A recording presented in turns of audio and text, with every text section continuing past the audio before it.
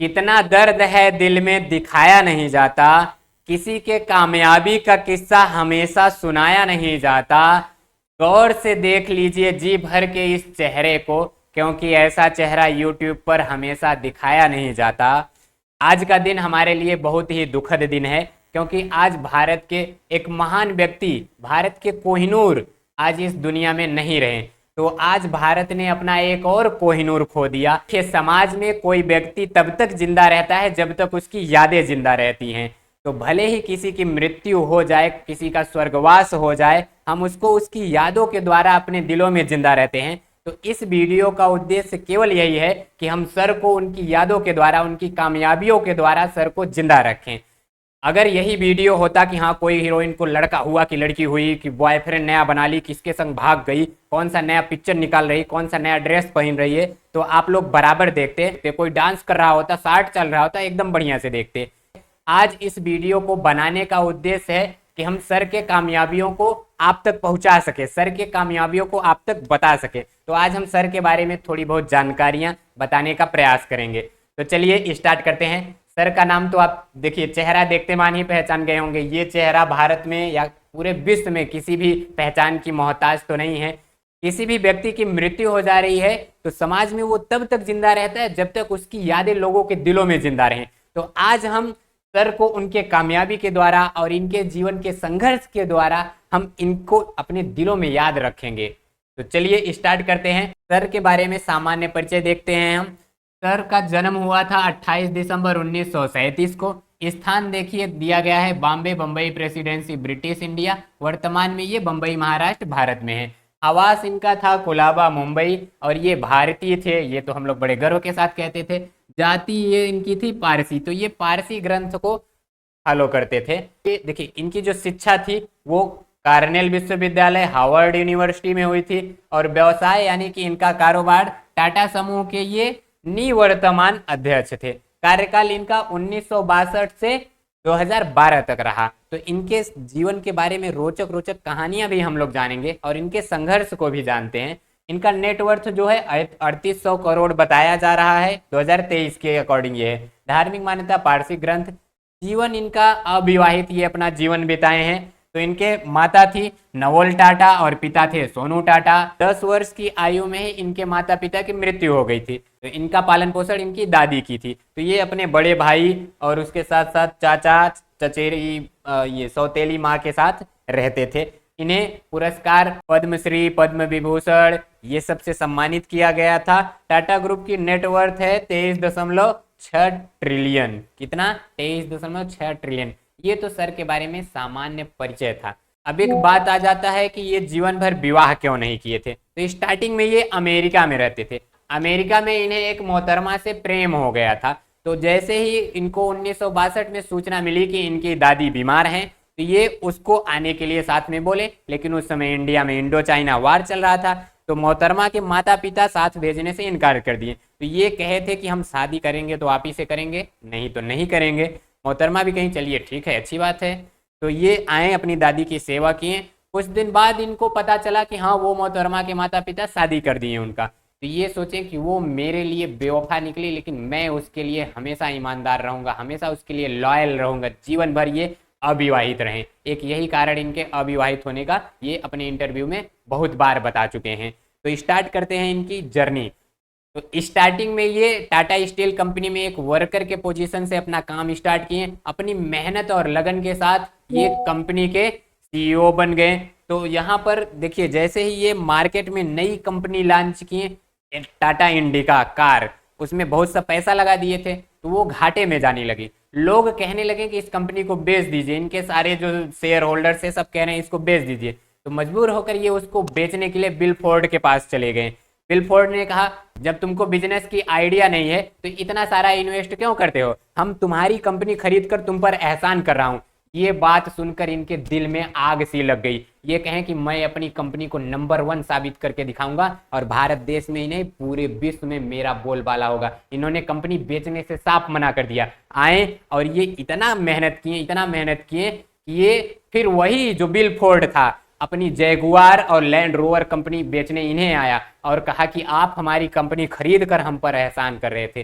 तो इनके जीवन में एक कोड था, इनका मानना था अगर कोई आपकी बेइज्जती कर रहा है तो उस बेइज्जती का बदला आप अपनी कामयाबी से लीजिए, इतने ज्यादा कामयाब हो जाइए वो पछताए कि यार हम इनकी बेइज्जती किए थे। एक बार हुआ क्या था, किसी सोशल मीडिया पर इनके 1 मिलियन फॉलोअर हो गए थे, तो ये ट्वीट पे आकर सभी को धन्यवाद धन्यवाद धन्यवाद बोल दिए। तो एक महिला थी वो लिख रही थी कंग्रेचुलेशन छोटू, इतने में लोग आग बबूला हो चुके, अरे देख तो सही तू किसको कंग्रेचुलेशन छोटू बोल रही है, छोटू तेरी इतनी मजाल कि तू रतन टाटा जी को छोटू बोल रही है। लोगों ने कमेंट उसके रिप्लाई में इतने अनाप शनाप कमेंट भर दिए, इन्हें दोबारा आकर सर को दोबारा आकर कमेंट करना पड़ा कि मोहतरमा हम क्षमा चाहते हैं कि लोग आपके बारे में इतना भला बुरा कह रहे हैं। तो लोग और आग बबूला हो गए कि देख ये हैं रतन टाटा, देख ध्यान से देख। वो महिला सॉरी बोली, उस रिप्लाई कमेंट को डिलीट की, ये थे रतन टाटा। इनका ये बिल्कुल मानना नहीं था कि हाँ हम अगर बड़े हो गए हैं तो इसका मतलब कि छोटों की हम इज्जत ना करें। एक बार ये कहाँ जा रहे थे, नासिक में अपने दोस्तों के साथ कार से जा रहे थे किसी मीटिंग के लिए, रास्ते में कार पंचर हो गई, तो इनके सभी दोस्त एकदम टाई साई लगाए थे, निकले हाँ टहलने लगे, वाह कितना बढ़िया गार्डन है, इधर उधर सब बढ़िया से टहलने लगे। और वहीं ये क्या किए, रिंच पाना लिए, खोल खाल के एकदम जो मैकेनिक था उसके साथ पंचर वंचर बनाने लगे, ठोकने ठाकने लगे। ये सब आए, अरे सर सर सर आप क्या कर रहे हैं सर, अरे आप रतन टाटा हैं, रतन टाटा। ये कहें भाई देखो रतन टाटा है तो क्या हुआ, हम भी तो इंसान हैं। अगर इन्हें कार ठीक करने में 15 मिनट का समय लग जा रहा है और मैं इनकी मदद कर दे रहा हूँ और वो 10 मिनट में ही हो जा रहा है, तो जो मेरा 5 मिनट का समय बच रहा है मैं वो अपने मीटिंग में दे सकता हूँ कि नहीं। तो इनका कहना था कि अपना जो समय है वो अपने अच्छे कार्यों में बिताओ, अपने ऊपर स्ट्रगल करो, उसका सदुपयोग करो, समय का सदुपयोग करो। सर का कहना था मैं गलत फैसला लेकर सही नहीं कहता हूं, बल्कि मैं फैसला लेकर उसे सही साबित करता हूं। देखिए ताज होटल पे जब हमला हुआ था 26/11 का, तो वहां पर जितने भी वर्कर थे, वो टाटा कंपनी के जो एम्प्लॉय थे वो एक दूसरे की मदद कर रहे थे। उसमें कई एम्प्लॉय जख्मी भी हुए थे, कई एम्प्लॉय का देहावसान भी हुआ था, कई एम्प्लॉयज की मौत भी हो गई थी, कई एम्प्लॉय जख्मी भी हुए थे। लेकिन रतन टाटा जी 20 दिन के अंदर पूरी रिकवरी किए थे। जो लोगों की मृत्यु हो गई थी उनको मुआवजा दिए जितना हो सकता था, उनके पूरे जीवन की, इनके स्टाफ जो थे पूरे जीवन की उनकी सैलरी दी, और अगल बगल वाले जो लोग थे उनकी भी मदद किए। अभी भारत सरकार को ही देख लो, किसी भी देश राज्य के सरकार को ही देख लो, बिहार का ही देखो, कोसी नदी है उसके पानी से बह जाते हैं कई गांव, मुआवजा मिलता है? लोग दर बदर भटकते रहते हैं, कोई मुआवजा नहीं मिलता। ताज होटल से जो पीड़ित लोग थे सरकार उनका अब तक मुआवजा कई लोगों का नहीं दी है, लेकिन रतन टाटा जी 20 दिन के अंदर सबका मुआवजा दिए, सबकी रिकवरी किए। और तो और अगल बगल वाले दुकान और जो भी होटल दूसरे होटल थे उनकी भी रिकवरी ये किए, उनको भी मदद किए। और देश के तो नंबर 1 व्यक्ति हैं ही ये।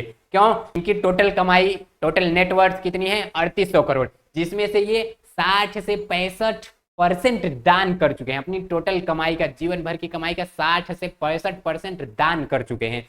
उतने में तो कई ठो देश की जीडीपी चल जाती। जब ताज होटल को दोबारा बनाने की बात आई तो ये सोच रहे थे कि अपना कॉन्ट्रैक्ट किसे दे, उतने में पाकिस्तान के 2 व्यक्ति आ गए कि हाँ अपना कॉन्ट्रैक्ट आप मुझे दे दीजिए। लेकिन सर जी मना कर दिए, मिलना तक उनसे नहीं पसंद किया, जाओ मिलेंगे नहीं तुमसे, पाकिस्तानी हो, तुम ही लोग आक्रमण किए थे। फिर वो गए मिनिस्टर के पास, वहां से फोन करवाएं, ये कहें आप देश से गद्दारी कर सकते हैं पर मैं नहीं गद्दारी कर सकता, ये कहकर फोन रख दिए।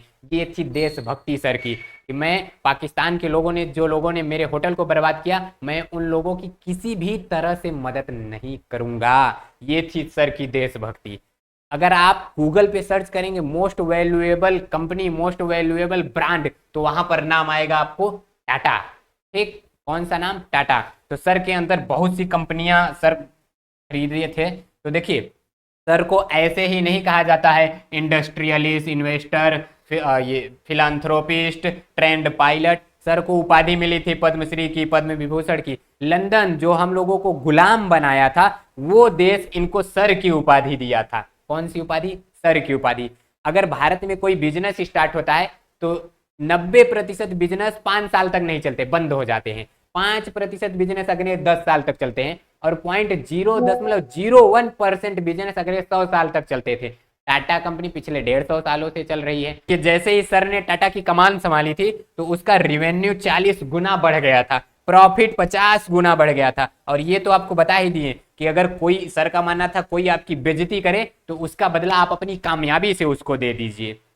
सर के बारे में और हम जानते हैं तो जितनी भी कंपनियां आप देखेंगे, Vistara, Air India, Land Rovers, Jaguar, उसके साथ साथ इधर टाइटन, टाटा साल्ट, टाटा शैंपेन, वोल्टास, टेटली, इसके साथ बहुत सी कंपनियां हैं जिन्होंने छोटी छोटी कंपनियों को अपने अंदर मिलाकर अपना एक बड़ा साम्राज्य, वर्चस्व स्थापित किया।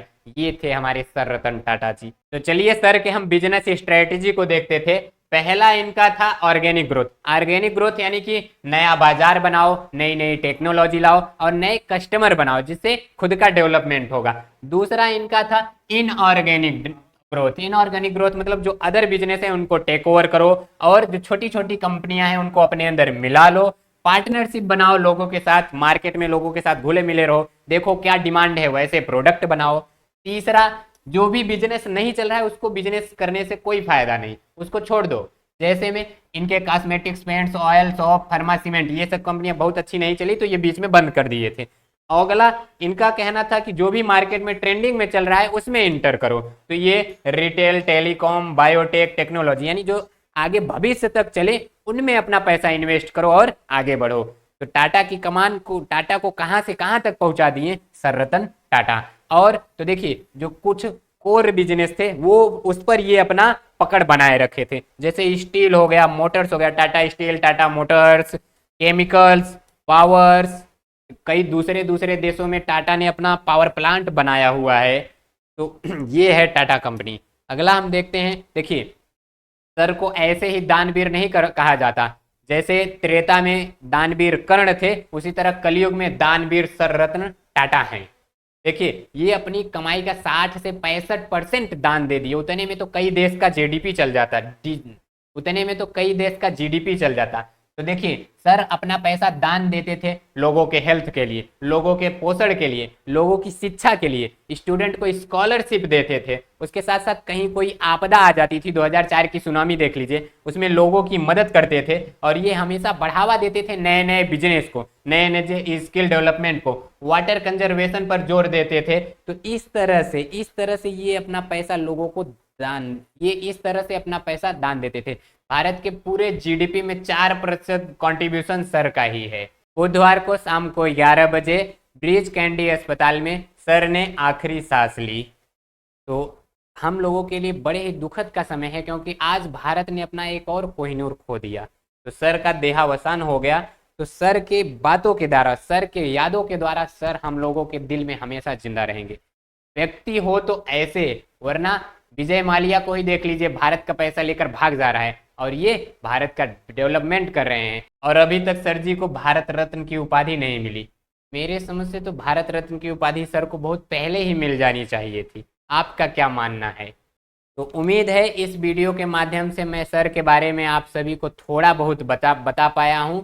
तो आप लोगों के भी दिल में जो सर के लिए रिस्पेक्ट है उसको और बढ़ा लीजिए। इस वीडियो को जितना ज़्यादा लोगों तक हो सके उतना ज़्यादा शेयर कर लीजिए। ये मैं अपने चैनल की या खुद की पब्लिसिटी के लिए नहीं कह रहा हूँ, ये मैं सर के लिए कह रहा हूँ, क्योंकि मैं जल्दी व्यक्तियों पर वीडियो नहीं बनाता।